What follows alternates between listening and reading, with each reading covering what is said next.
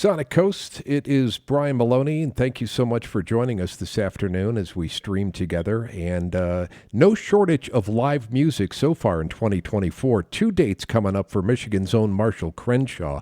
March 21st, Mount Brighton, and then the next night over to the west side of the state, March 22nd, St. Cecilia's for Marshall Crenshaw. Obviously a Michigan native and somebody that was inducted into the Rock and Roll Legends Hall of Fame in 2014. Singer, songwriter, actor, excellent guitar player, underrated in my opinion. And he's here on the phone. Marshall, hello. Hey, Brian. Thanks for all the positive comments there. That was nice. Well, what a career, man. I started prepping for this interview, and I'm like, oh my God, 40 plus years. Where the hell do I start? I know. It is stunning sometimes. Is there a favorite part of the 40 plus years, Marshall, a certain chapter or era that really you look at and as just a super memorable time in your career? I guess there's more than one really, and the first one would have been right at the beginning. When I just kind of realized what the way forward was going to be, like how to create a body of work that was really going to be representative of myself, and that really started about 1979, and then next thing in that cycle that happened was that I teamed up with my brother, Robert, who... when I got to New York with Beatlemania in 1978, Robert was already there and had been there for a little while to go to it's the Institute of Audio Research. So, he'd already been in New York a bit, but then I asked him to come back so he and I could start a band and start trying to, go forward. And so he did, and things really snowballed in a positive way immediately. Like as soon as I started getting my songs out the door, doors opened, and it just kept building and building for us in New York. We got a bass player, Kristen Otto, started playing shows. Things fell into place so quickly and so beautifully during that time. And it was, just incredibly exciting. And I was young, and I'm like, I did it, So there was that feeling for about, 3 years, I would say. Then after we blew up New York, the next thing to do was get on a record label and try to take it national and be in the music business and stuff. That proved to be a little more difficult and a little more freakish or, more challenging than New York had been, because New York was almost like it was easy. Really? For us in New York. Wow. And, I like easy better, so. Anyway, that first chapter was a real peak time of my life. And then since then there have been others, mostly just a lot of them are just kind of isolated moments, like the time that I sang at the Apollo Theater with the Funk Brothers during the New York premiere of Standing in the Shadows of Motown, which I had some little part in helping to move forward, Standing in the Shadows of Motown. So that moment when I'm standing on stage at the Apollo Theater, and the audience isn't booing me, I'm like, I bet that was nice. It blew my mind, and I really, I just said, okay, this is validation. I don't need any other validation but this. It's like I'm at the at the Apollo Theater. So there was that, just like things like that. There's been many of those.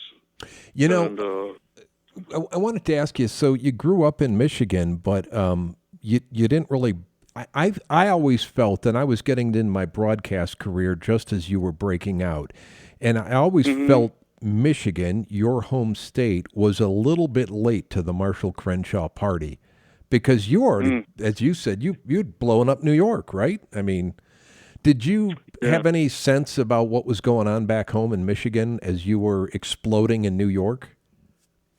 A little bit, because my brother John was still there, and he was really interested in the local punk rock scene, which centered around this place in Detroit called Bookies. Yeah. And the guy that ran Bookies was a friend of another one of my brothers. And so, yeah, I was really interested in all that. I'm always interested. To this day, I'm always interested in whatever's going on and with Detroit music, unless it's not interesting to me. But, so much of it is because...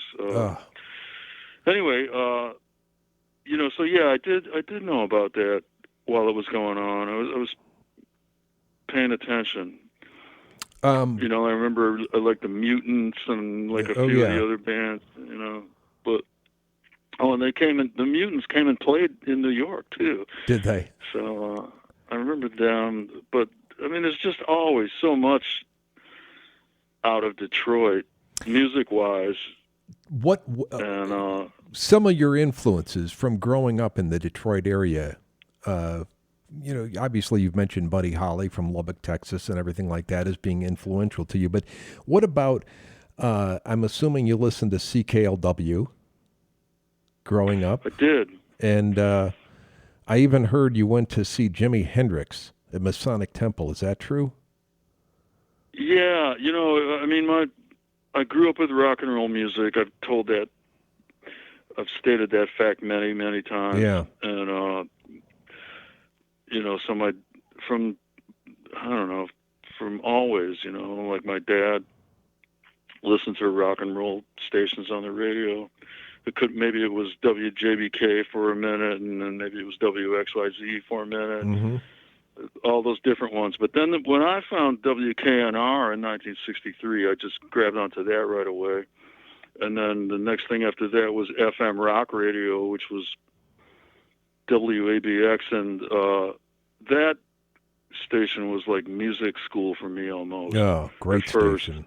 So progressive. Yeah, at first it was, like it centered around the Grandy ballroom scene and the main people that were like the soul of the whole thing were like John Sinclair and Dave Dixon and who's that other guy that I can't remember his name of. But, they were like real music people and real culture people and had eclectic taste in all kinds of different things. Music is along with lots of other stuff too. So that just listening to that station when it first started, it really stirred my imagination.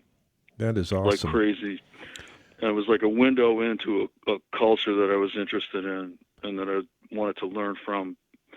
But then by about 1970, 71, it changed from, to me it changed.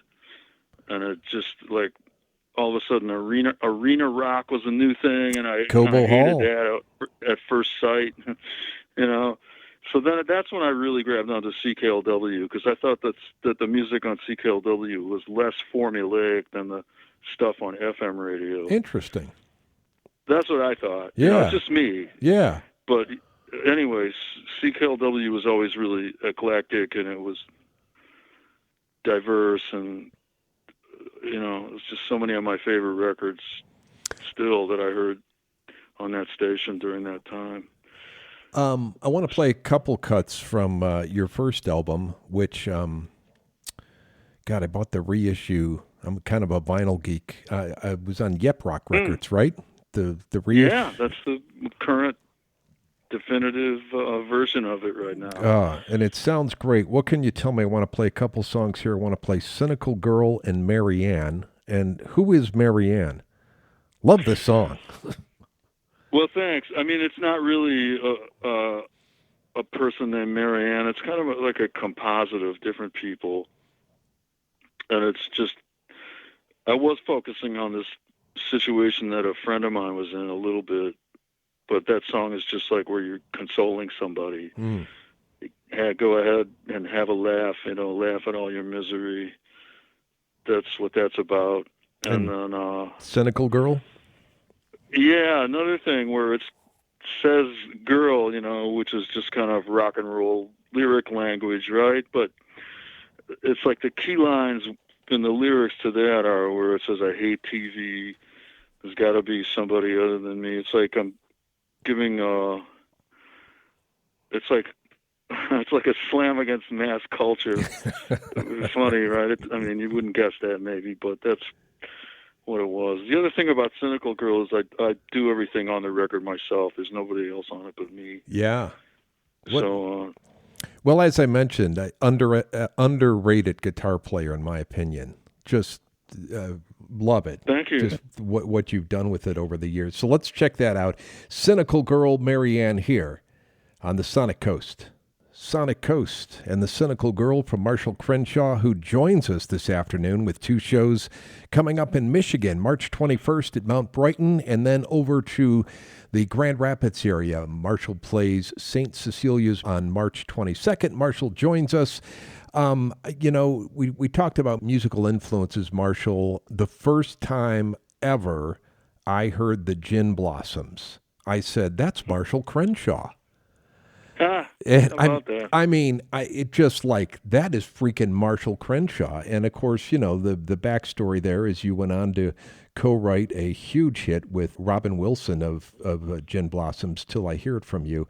How did that connection with the Gin Blossoms and Robin happen? Well, to put it bluntly, they were like fanboys of mine. Okay, and, the music is just like, that is freaking Marshall Crenshaw. They're ripping them off. It was flattering, and I heard about them when they were still in Tucson as a local band, but they were like a huge local band down there.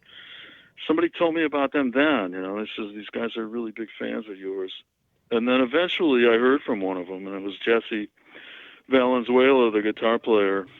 And he just said, hey, man, we got to write a song together. And I said, what a great idea, So we did. And it was a smash hit, So that was a nice phone call, the one that I got from him. I bet. Inviting me. Yeah. That's really it. It's just like mutual admiration. Eventually, once they got records on the radio and I started hearing them, I liked their stuff right away. Maybe I was prejudiced to like it a little bit because I knew that they liked me, but yeah. Well, that's all. It really shows in the sound of the Gin Blossoms, so that has to be somewhat flattering anyway. Yeah, and I'm still friends with them, and they're really nice people, and so it was just like plus the whole thing. What's next for you, Marshall? I know there have been a lot of reissues that you've had your hands in, a lot of demos and stuff like that. I mean, do you have like an attic full of tapes? Not an attic, but yeah, I've got a lot, like a few boxes. Archive, treasure trove, yeah. And so I think there are going to be a couple more reissue albums this year, reissues of my albums that I did in the 80s. Awesome. Because I got the U.S. copyright to all the sound recordings that I did for Warner Brothers. So, I made a licensing deal for the first two. The same company, I think, is going to do more. We're talking about it now. Be working on that, and I'm always doing something.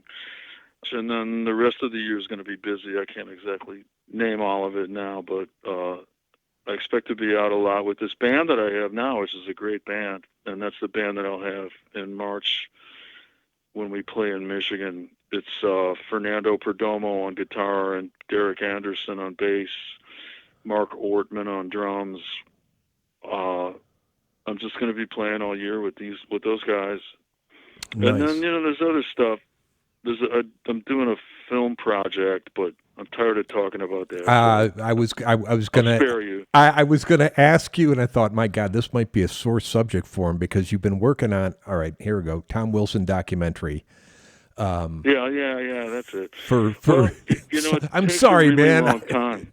It's going to be good, right?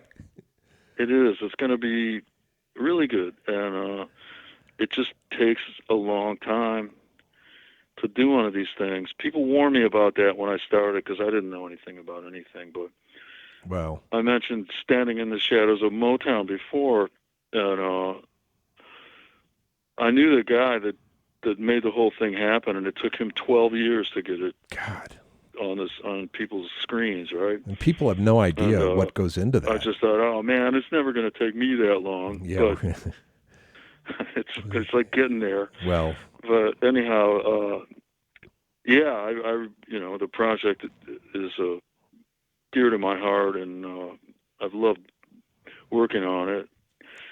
Sometimes it's like herding cats, or it's like, this stupid waiting game and whatever, but everybody goes through that tries to make a movie. Well, even Martin Scorsese. That's true. Well, we look forward to it, no doubt about it, and a lot of hard work into it. I wanted to ask you. Thank you. I wanted to ask you quickly, the music business today. We have a lot of Michigan musicians, artists that we play their music. We try and help them out. We promote them. Your career has spanned, so much in the music industry. Thoughts and advice on the music industry today for people starting out or trying to break into it? Well, I hardly know anything about how it works right now, but I do know that it's working for some people. So why can't it work for anybody who really tries and is really talented and savvy and determined? It's not the same thing as it was when I got into it myself, but it also wasn't the same thing then that it had been, like Sure. 10 years prior or 20 years prior. It's like the popular music industry, you started out with like sheet music, right? And now we're into whatever this is. Digital files. Yeah. So it changes. And if you're trying to break into it, you just have to, popular music, right, is like, it's mostly self-taught people, and it's mostly like kind of street level. Yeah. You just have to figure out your path in life, basically. Well, you mentioned, having to get the licensing rights to your first two albums. Does that feel weird, trying to get licensing rights to something you created? No, it was like a godsend. It was, I never thought it would happen. When I started out, I didn't know there would ever come a time right. when I'd own the stuff, at least own the U.S. copyrights to it, because, there's no way that I could think ahead that far when I was a young person. Yeah. But it's just like, God bless U.S. copyright law.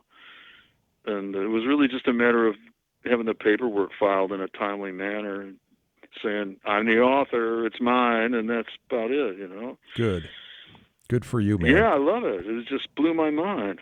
Yeah, and to think, who would have thought back when you recorded those albums that 40 plus years later you would be reissuing them, they'd still be very relevant and loved by people around the world. I mean, you probably never thought of that when you created that. No, I didn't, and it's great to realize that. I want to go out with two songs. One is that I picked, and I don't know if it's one of your favorite albums. It was your last album on Warner Brothers, Good Evening, and I like Radio Girl. Oh, all right. Yeah, the Bodines, right? Yeah, I like Radio Girl. I just like the way you did that. I just love the song. Oh, cool. Yeah, that is pretty good. And it kind of reminded me of CKLW and Keener 13 and stuff like that when I listened to it. So, and great. The other one is I wanted to play here, go out with, was The Will of the Wind. No kidding. Wow. Yeah, from... I had to ask you this, from 447. Your album is called 447. I can't figure it out. What's the code? Crack the code, Marshall. It's a random number, I couldn't think of an album title. So then I thought, okay, how many albums have I made? Maybe I'll just call it Marshall Crenshaw 10 or whatever it is, But I thought, well, that's boring. And I couldn't think how many I'd done, and I thought, I've done 447, Okay. So it's a little bit of an inside joke kind of thing. What about the song, Will of the Wind? Well, I'm really happy that you picked that one, because that's the most recent thing I've done. Yeah. That's the most recent song I've written. What a great frickin' tune, too, man. God. Oh, thank you. Well, it's about the world catching on fire and coming to an end, basically. It's a real toe tapper about the end of the world. but I wrote it right at the very beginning of lockdown. So, I was in that kind of frame of mind. Yeah. I remember seeing pictures on the front page of the Guardian newspaper of wildfires in Australia with the sky turning brown and orange, and I just thought, well, there's a song in there somewhere. Yeah, God, what a great song. And God, it's a Marshall Crenshaw song that's over 4 minutes long, I think. I've got a few. Yeah, you do have a few, but most of them aren't. I mean... No, the beginning ones. I remember when I did one on my second album that crossed the 4-minute threshold, and my A&R person at Warner Brothers was this woman I really liked named Karen Berg, the late Karen Berg. And she was like, I can't believe you did that. I can't believe you wrote a song that's over 4 minutes long. So... Well... Let's do so. All right, so we look forward to the Michigan dates, the 21st Mount Brighton, the 22nd Grand Rapids. Thanks so much for your time. And yeah, it's been wonderful, and what a great career, just in so many levels. So we're going to go out with The Will of the Wind right now. So you said this was the last song you've written and recorded? Most recent. Most recent, okay. Okay. And then we're going Thank you so much, Brian. Yeah, Thanks for your time. I really appreciate it. You bet. We're going to follow it up with Radio Girl here on the Sonic Coast.